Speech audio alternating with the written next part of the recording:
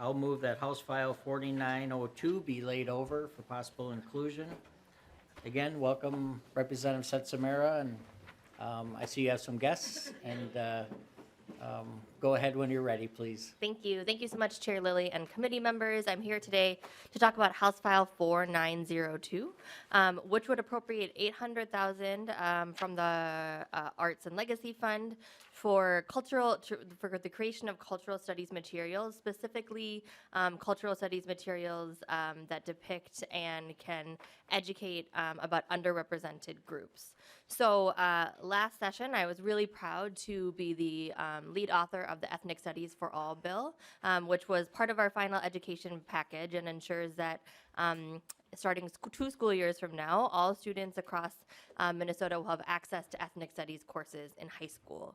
And we passed this law. We made that change because we know that Minnesota is a diverse state and that our students need to leave high school with some awareness of different cultures, both to better understand themselves and to better understand their fellow Minnesotans.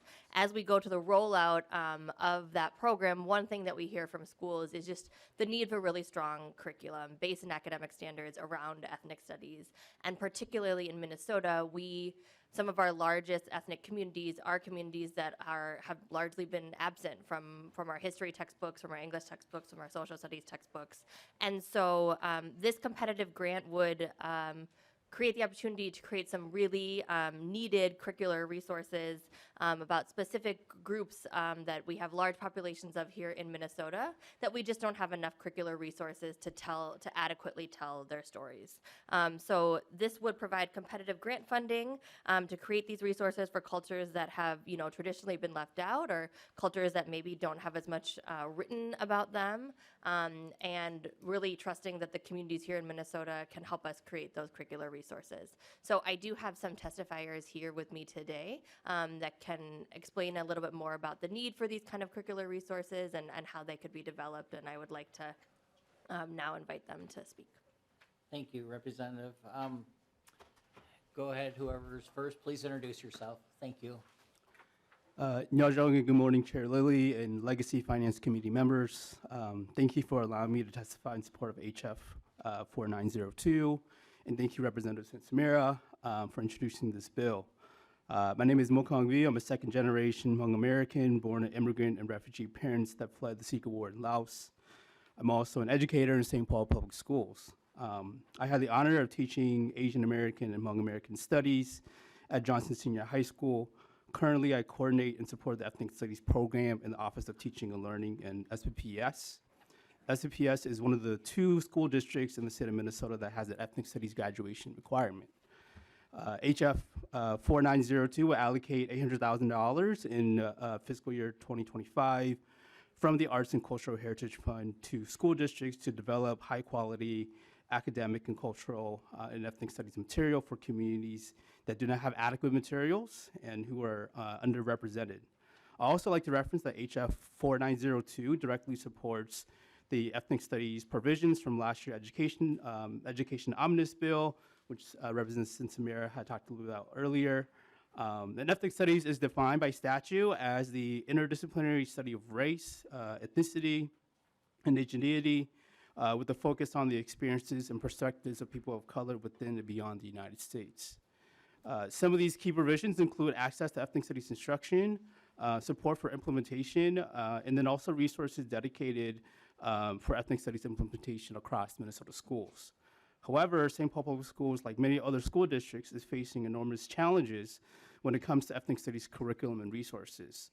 Unlike other content areas such as math, literacy, and science, ethnic studies curriculum materials cannot be purchased from a curriculum and textbook service provider. That doesn't exist. Appropriation from the Legacy Arts and Cultural Heritage Fund will directly support the development of ethnic studies curriculum and materials that are co-constructed from the shared knowledge and lived experiences of educators, community experts, students, and families. HF 4902 will help provide financial support to school districts and leaders who are seeking to implement ethnic studies and strengthen already existing ethnic studies program in the state of Minnesota. As Minnesota schools become increasingly diverse, the need for culturally responsive and reflective curriculum is only more relevant. Together, we can champion and create a more just and equitable education system in which our students deserve. I urge you to support HF 4902. Thank you for your time and consideration. Ocho. Thank you. Good job, Bob. And you have another, Yes. go ahead, please introduce yourself and go ahead when you're ready. Thank you, Mr. Chair, and thank you, representatives of this committee, for your time today on House File 4902. My name is Christetta Barini, and I am the Program Director for 826 MSP, a youth writing center based in South Minneapolis, serving more than 1,500 students annually across the Twin Cities with free creative writing, publishing, and leadership programs. We primarily serve BIPOC students and schools at 51% or more free and reduced lunch rates. Additionally, the majority of our students speak a language other than English at home. At 826 MSP, we run several programs that give students the tools to tell their own story and bring it to the world. And I have some great examples of those books, which I will hopefully be able to pass around to committee members, because you'll notice that these books are written by primarily Minneapolis and St. Paul Public School students, and they are themselves primary source documents of ethnic studies written from the perspective of students in this day and age. So I will. Thank you. Yeah, please pass those around.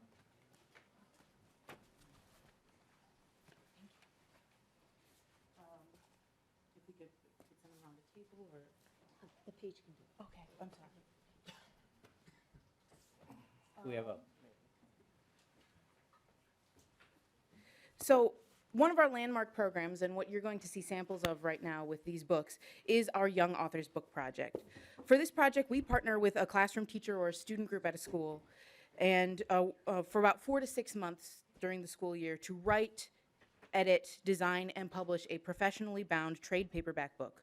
We have done this project with elementary, middle, and high school students.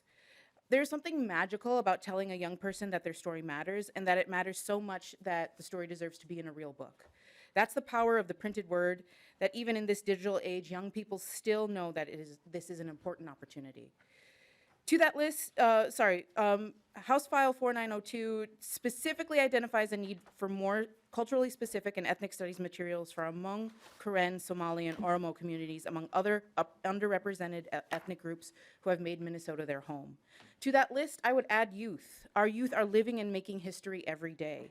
The way they experience simultaneously their home culture and American culture, the way they have fresh ideas and energy to challenge the way things are done, these are all valuable insights. During our book projects, we work with teachers to create writing lessons that are not only rigorous and challenging, but deeply representative of the students we work with. And in most of those books that you are looking at right now, we also publish educator resources and our curriculum so that more educators can do the writing prompts and use these texts as model texts for students. And these books have been sold and shared across the country. One of my students, Frau, whose family is Oromo, wrote about the experience of trying to talk to his non-English speaking family and describes his grasp of his home language like torn paper in his mouth. Another student, Fahima, wrote about complaining to her cousin how she didn't want to learn Somali. Responding in Somali, the cousin replied, "Without our language, you would not exist." Just last month, I was working with 4th graders at Urban Academy in St. Paul. Their work will be published in an anthology titled Something You Should Know About Us, coming out in June. The majority of the students at Urban Academy are Asian American, most of whom are Hmong and Karen. There is one girl, Jamila, who is Filipino. Jamila is the first Filipino student I have had, and I am the first Filipino educator that she has had. When we wrote poems about our families, my example incorporated Filipino foods and words for family members. When Jamila wrote her poem, she proudly read it to me, saying, "I am from Ube, it's made from our culture. I am from my sister and Lola. I am from my brother and Lolo." Frau, Fahima, and Jamila, among the thousands of other students who have been published through 826 MSP's writing programs, are making new primary source documents of ethnic studies every year. Supporting House File 4902 means that organizations like mine will be able to create more works like the books you are holding, train educators and school districts on our model, and ultimately give more, especially BIPOC youth voices, the platform to be heard. As of 2018, more youth literature was published with animal characters than with characters of color. Now more than ever, we need investment in diverse literature and education materials. Thank you for considering House File 4902. Thank you very much. I'm really enjoying the books, but I got kind of lost in some of the, one of the stories. Sorry. They are compelling. Any member questions? Vice Chair Hussein.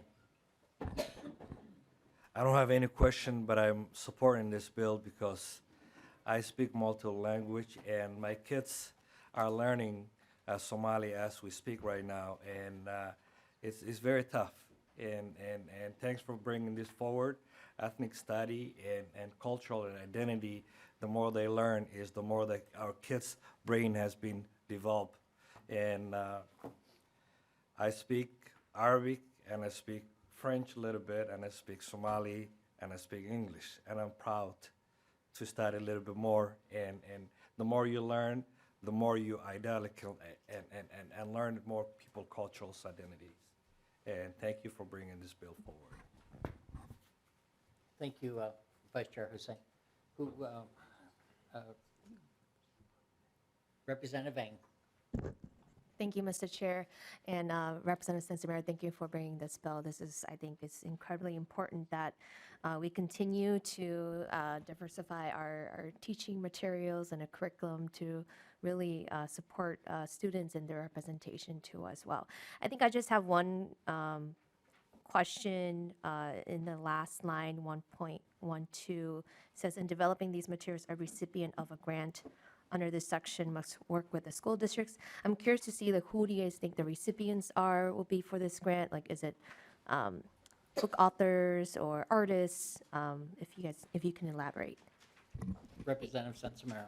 Yeah, thank you, Chair Vang, for that question. And I definitely think that would be something that would, be figured out by the agencies to some degree. I can tell you that when I think of examples, I think we heard an example from a youth writing organization that is helping young people write about their cultures, their ethnicities, to be able to use that as primary text. I also have a friend who worked on developing resources specifically about music in the Somali community with music teachers in the Burnsville School District, recognizing that oftentimes I think when we think about ethnic studies, we might think, oh, it's for a social studies class, right? Or it's for this, but, there was a music class that said we have majority Somali students, they have songs from their home, but, maybe I'm a teacher that's not part of that culture, I don't know those. So how can I learn that? How can I develop that resource? And then how can I share that with folks across the state? So I think I could see a variety of groups, a variety of disciplines, groups of teachers, historians, artists.